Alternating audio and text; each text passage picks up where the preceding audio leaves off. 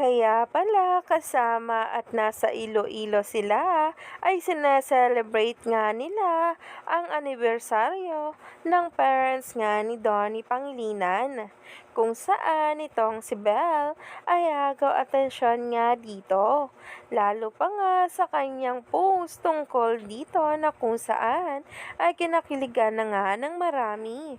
Narito na nga ang ating latest update tungkol mismo kay Donnie Pangilinan at Bel Mariano sa latest update nito sa Instagram.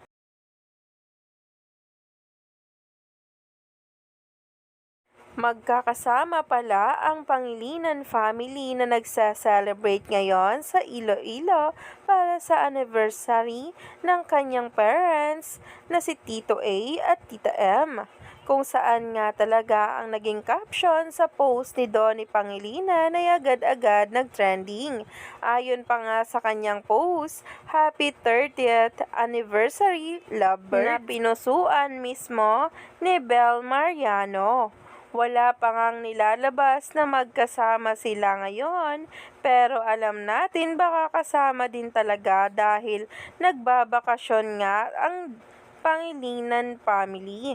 Dahil alam naman natin isa na nga sa Pangilinan family si Belle at talaga nga namang close pa sa siblings ni Donnie.